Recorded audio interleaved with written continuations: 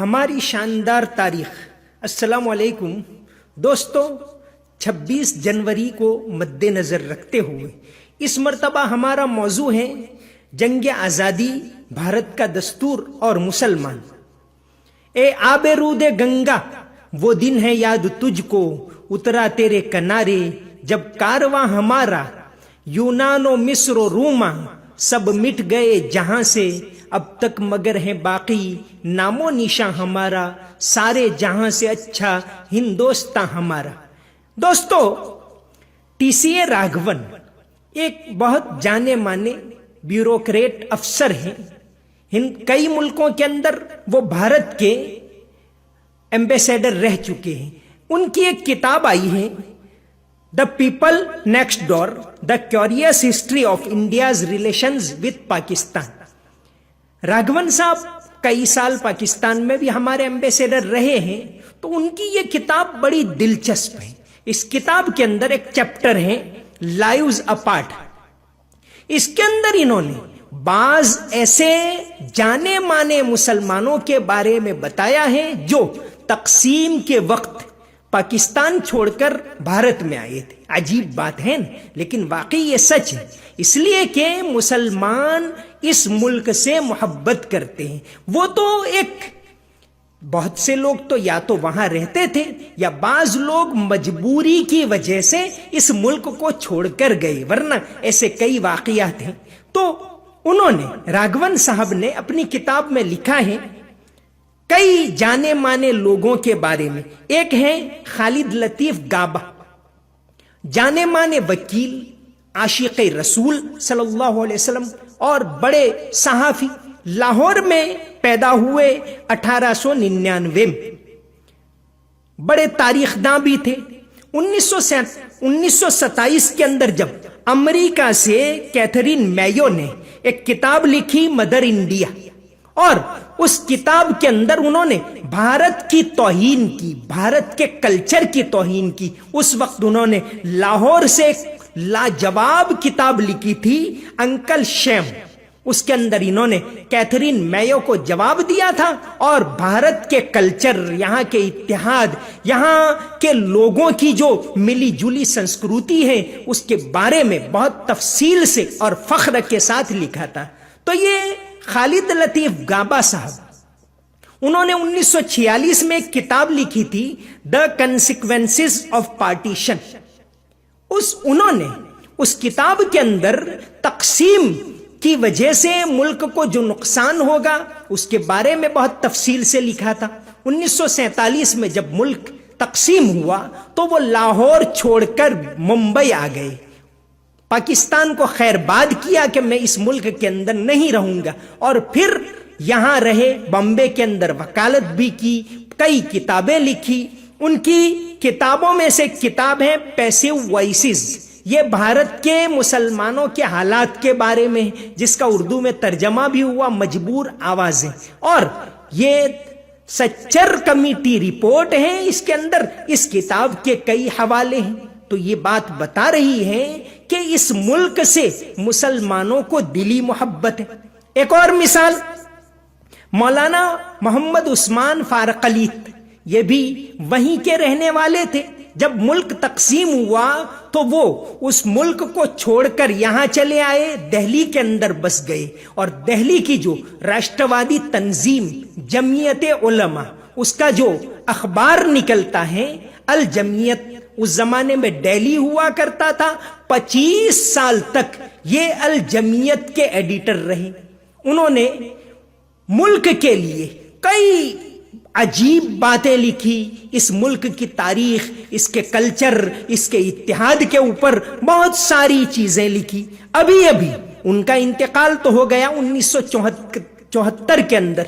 अभी अभी दिल्ली के जाने माने सहाफी सोहेल अंजुम साहब ने एक किताब लिखी है, मौलाना मोहम्मद उस्मान फारकलीत हयातो खिदमात, और इस तरह उन्होंने इनको याद किया है। इसी तरह उन्होंने एक और किताब लिखी है सोहेल अंजुम साहब ने, मुंतखब इदारिये। उसके अंदर इनके लेखों को जमा करके शाये किया है। दोनों किताबें एजुकेशनल पब्लिशिंग हाउस दिल्ली से शाये हुए और इस तरह इन्होंने मौलाना मोहम्मद उस्मान फारकलीद साहब को याद किया है। ये बातें बताती हैं कि इस मुल्क से मुसलमान बेशुमार अनथक दिली मोहब्बत रखते। भारत का दस्तूर अमल में आया 26 जनवरी 1950 के दिन। अब उसको 70 साल पूरे होने जा रहे हैं और मुल्क 71वें जमहूरिया के अंदर कदम रख रहा है। ऐसे वक्त के अंदर एक दिलचस्प बात, भारत का दस्तूर बनाने में सबसे अहम रोल रहा डॉक्टर भीमराव अंबेडकर साहब का। पूरा मुल्क उनका शुक्रगुजार है।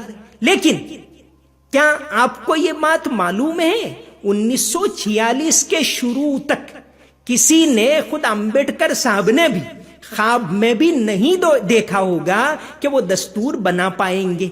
बल्कि 1946 के अंदर जब ये बात तय हुई कि मुल्क का दस्तूर बनाने के लिए जो 389 अफराद की कमेटी बनेगी, वो अलग अलग विधानसभाओं में चुने गए लोग अपने अफराद को मुंतखब करके भेजेंगे दस्तूर साज कमेटी के अंदर। खुद डॉक्टर अंबेडकर साहब बॉम्बे से विधानसभा चुनाव हार गए और पूरे मुल्क के अंदर जो उनकी पार्टी थी शेड्यूल कास्ट फेडरेशन, उसको सिर्फ 2 सीटें मिली, एक बंगाल के अंदर और एक चेन्नई के अंदर। बॉम्बे विधानसभा में एक भी सीट इनको नहीं मिली। ऐसे वक्त में यह बात तकरीबन मुमकिन ही नहीं थी कि डॉक्टर अंबेडकर साहब विधानसभा में पहुंच पाएंगे और डॉक्टर अंबेडकर साहब दस्तूर साज कमेटी में पहुंच पाएंगे। ऐसे वक्त के अंदर चूंकि डॉक्टर अंबेडकर साहब ने दलितों के लिए अलग इंतखाबी हलकों की मांग की, अलग मतदार मंडल की मांग की, इससे कांग्रेस नाराज हो गई और कांग्रेस ने ऐसा सख्त ऐलान कर दिया कि हम डॉक्टर अंबेडकर के लिए बंधारण सभा के दरवाजे ही नहीं, खिड़कियां और वेंटिलेशन भी बंद कर देते हैं। ऐसे वक्त के अंदर बंगाल के अंदर एक जो इनकी पार्टी से जीते थे शेड्यूल कास्ट फेडरेशन से, जोगेंद्र नाथ मंडल, 2 मंडल हैं जिन्होंने इस मुल्क के दलितों पर और इस मुल्क के बिछड़े लोगों के ऊपर बड़ा एहसान किया। एक तो बिंदेश्वर बीपी मंडल साहब, जिनके नाम से मंडल कमीशन बना, और ये जोगेंद्र नाथ मंडल ने उस वक्त डॉक्टर अंबेडकर को दावत दी कि आप बंगाल आइए, क्योंकि उसके अंदर दस्तूर साज कमेटी के अंदर पहुंचने के लिए, संविधान सभा में पहुंचने के लिए कम से कम 5 धारासभ्यों के वोटों की जरूरत थी। डॉक्टर अंबेडकर साहब बंगाल चले गए और बंगाल के मुसलमानों ने यही नहीं कि एक सीट उनके लिए खाली कर दी, बल्कि 7 वोट देकर डॉक्टर अंबेडकर को जिताया और इस तरह डॉक्टर भीमराव अंबेडकर दस्तूर साज कमेटी में पहुंचे और उन्होंने भारत का दस्तूर बनाया। इसकी पूरी तफसील डॉक्टर सुरेश मानी महाराष्ट्र के हैं, उन्होंने एक किताब लिखी है the man who codified the Indian constitution. उसके अंदर डॉक्टर अंबेडकर के विधानसभा में जाने की, बॉम्बे के अंदर हारने की और फिर बंगाल से जीतने की पूरी तफसील लिखी है।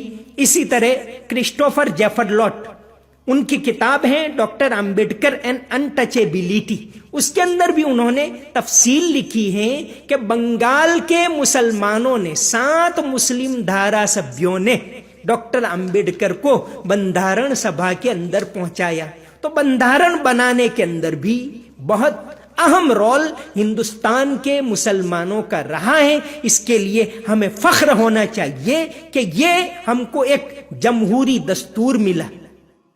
देखिए, एक और दिलचस्प बात बता रहा हूं कि भारत के मुसलमान इस मुल्क से मोहब्बत करते हैं और अगर उनको मुल्क छोड़कर जाना पड़ा तो मजबूरी से जाना पड़ा। उसकी मिसाल, जब मुल्क तकसीम हुआ उस वक्त 565 देसी रियासतें थी, इनको एक करना था। जूनागढ़ के नवाब पाकिस्तान के अंदर जुड़ना चाहते थे, इसको जोर शोर से बताया जाता है, लेकिन इस बात को नहीं बताया जाता कि जूनागढ़ के अंदर उसके बाद वोटिंग हुआ। वोटिंग के अंदर जो इलेक्शन कमिश्नर बनाया गया CB नागरकर को, और 20 फरवरी 1948 के दिन पूरे जूनागढ़ के अंदर वोटिंग करवाया गया। वोटिंग के लिए खास लंदन से संडे टाइम्स के जैसलिन हेनेसी और डेली टेलीग्राफ के डगलस ब्राउन भी आए। पूरे जूनागढ़ में वोटिंग करवाया गया कि क्या जूनागढ़ को भारत में जोड़ा जाए या पाकिस्तान में। और दिलचस्प बात देखिए, जूनागढ़ के कुल वोट थे उस वक्त 2,569 जूनागढ़ शहर के। उसके अंदर वोट डाले गए 1,90,779। 1,90,000 वोट में से पाकिस्तान की ताईद में सिर्फ 31 वोट पड़े।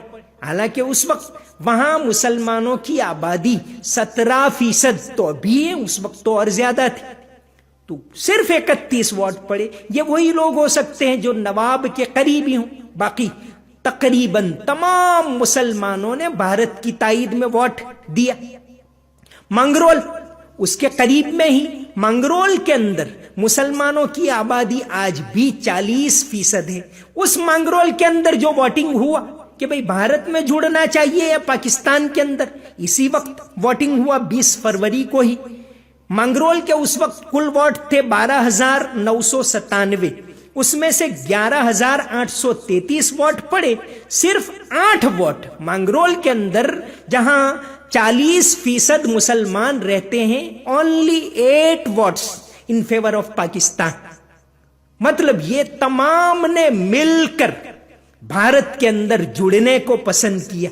ये कहा जाए कि हमने इस मुल्क के अंदर बाय चांस नहीं बल्कि बाय चॉइस इस मुल्क को हमने मुंतखब किया है कि हम इस देश के अंदर रहेंगे, इस देश के नागरिक हैं, हम यहां पैदा हुए हैं और हम इस देश से मोहब्बत करते हैं। ये इलेक्शन के सारे आंकड़े, सारे आदाद व शुमार जूनागढ़ में नवाबी शासन नो अंत, ये किताब लिखी है प्रोफेसर SV जानी साहब ने, और प्रवीण पब्लिकेशन राजकोट से ये किताब शाया हुई है। उसके पेज नंबर 290 के ऊपर से ये सारे आंकड़े लिए गए। बहुत सारी किताबों के अंदर तफसील से ये मौजूद है।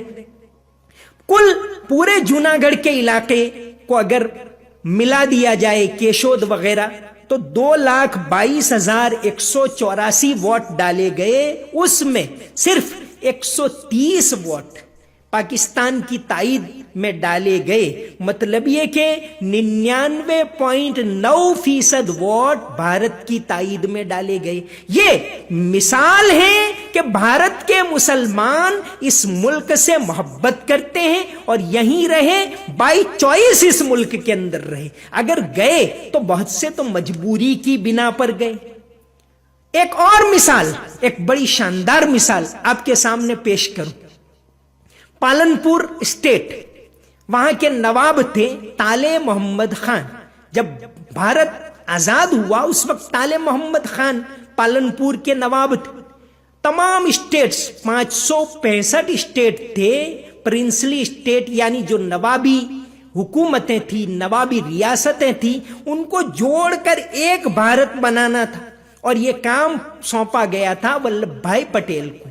तो पालनपुर के नवाब थे ताले मोहम्मद खान, बड़े एजुकेटेड, बड़े देश प्रेमी, गांधी जी के बहुत करीबी थे।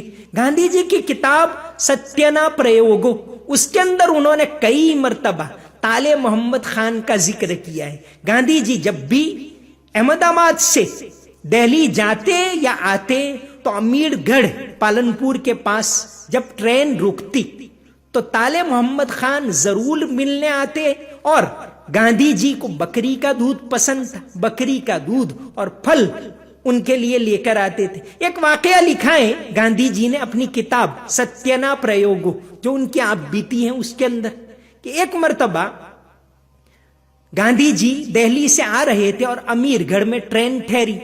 ताले मोहम्मद खान नवाब खुद मिलने के लिए आए, दूध और कोई फल लेकर आए। वो इत्तेफाक से पीर का दिन था और पीर के दिन गांधी जी खामोश रोजा रखते थे, यानी मौन व्रत होता था। उस दिन वो बोलते नहीं थे, लिखकर जवाब देते थे। ताले मोहम्मद खान ने उस दिन 3 सवाल किए गांधी जी से। पहला सवाल किया कि गांधी जी आपकी तबीयत कैसी है? गांधी जी ने लिखकर उसका जवाब दिया। दूसरा सवाल लिखा कि गांधी जी आप कब तक अहमदाबाद में ठहरोगे और वापस कब जाओगे? उसका भी जवाब गांधी जी ने दिया। तीसरा सवाल पूछा कि भाई हम ये नकली नोटों के ऊपर, बच्चों की नोटों के ऊपर आपके बहुत फोटो देख रहे हैं, गांधी जी हम चाहते हैं कि भारत की करेंसी नोटों पर आपका फोटो आना चाहिए, तो आपका फोटो कब आएगा? गांधी जी ने कहा, नवाब साहब आप मेरे लिए 2 चीजें लाए हैं, फल और दूध, तो मैं 2 सवाल के जवाब दूंगा, तीसरे का जवाब मैं नहीं दूंगा। खैर, ताले मोहम्मद खान इन्होंने पालनपुर के लिए बहुत सारे काम किए। इनके बाप थे नवाब शेर मोहम्मद खान। उन्होंने पालनपुर की तारीख के ऊपर एक किताब लिखी है 3 जिल्दों में, उर्दू के अंदर किताब लिखी है। पहली जिल्द का तर्जमा 1912 में खुद ताले मोहम्मद खान ने गुजराती में किया था, पालनपुर राज्यनो इतिहास। और दूसरी और तीसरी जिल्द का तर्जमा मोहतरमा R.I. मिर्जा ने अभी अभी गुजराती के अंदर किया है। तो अब ये पालनपुर की पूरी तारीख इन्होंने लिखी। ये लोग एजुकेशन को बढ़ावा देते थे। टाइम्स ऑफ इंडिया के अंदर एक रिपोर्ट छपी थी 23 अप्रैल 2005 के दिन, जिस दिन आलमी किताब दिन था। उसमें लिखा गया था और तारीख से बिल्कुल जानी पहचानी मालूम बात है कि ताले मोहम्मद खान ने पालनपुर में सबसे पहले लाजमी तालीम दाखिल की। लाजमी primary education, compulsory primary education Baroda के अंदर गायकवाड़ ने किया और पालनपुर के अंदर ताले मोहम्मद खान ने किया। इसी तरह इन्होंने कई लाइब्रेरियां कायम की, आज भी लाइब्रेरियां मौजूद हैं। और उस जमाने में औरतें चूंकि लाइब्रेरी में नहीं आ सकती थी, तो घर घर जाकर उनको किताबें लाइब्रेरी से पहुंचाने का ताले मोहम्मद खान ने इंतजाम किया था। इनकी शादी भी ऑस्ट्रेलिया की एक लेडी से हुई थी, उद्योगपति की लेडी थी, जॉन फॉल्कनर, जिनको जहांरा ऑफ पालनपुर का लकब दिया गया था। इन पर अभी अभी इनकी तारीख, जॉन फॉल्कनर की तारीख के ऊपर एक किताब लिखी है, उनकी जिंदगी के हालात के ऊपर, John in India. Suzanne Faulkner ने यह किताब लिखी है। तो जब सरदार पटेल को काम सौंपा गया तमाम रियासतों को एक करके एक भारत बनाने का, 565 रियासतें थी। जब पटेल साहब ने ऐलान किया तो सबसे पहले मुल्क की 500 रियासतों में सबसे पहले अगर भारत के साथ जुड़ने के लिए दस्तखत किए हों, सिग्नेचर की हो, तो वो पालनपुर के नवाब ताले मोहम्मद खान। इसकी कुछ तफसील लैरी कॉलिंस ने अपनी किताब फ्रीडम एट मिडनाइट के अंदर भी लिखी। तो ये सारी बातें बता रही हैं कि मुसलमान इस देश से मोहब्बत करते हैं, मुसलमान इस संस्कृति से मोहब्बत करते हैं, मुसलमान यहां अमन से, भाईचारे से रहते हैं। जैसे हमने पिछली बहुत सारी बातें बताई कि इस मुल्क को तहजीब के अंदर माला माल किया मुसलमानों ने, और आज भी देश के मुसलमान दूसरे लोगों के साथ हैं मुल्क की तरक्की के लिए, एकता के लिए, मुल्क को सुपर पावर बनाने के लिए, यहाँ के कॉन्स्टिट्यूशन को, यहाँ के दस्तूर को मजबूत बनाने के लिए और पूरी दुनिया के अंदर एक मिसाल कायम करने के लिए। आखिर में पालनपुर ही के एक शायर अली खान उस्मान खान बलोच, जिनको हम शून्य पालनपुरी के नाम से जानते हैं, उनका एक देश प्रेम से लबरेज गुजराती शेर कहकर अपनी बात को खत्म कर रहा हूं। कहे छे कोण आ धरती अमारे मन पर आई छे, કહે છે કોણ આ ધરતી અમારે મન પરાઈ છે, અમારા દેહમાં એની જ તો ખુશ્બુ લપાઈ છે. ખરેખર તો હવે ક્યાંય રંગમાં આવ્યા છે સંબંધો, વતન સાથે અમારે શૂન્ય લોહીની સગાई છે. इंशाअल्लाह आइंदा और तारीखी बातें लेकर आपकी खिदमत में फिर हाजिर होंगे. अस्सलामु अलैकुम.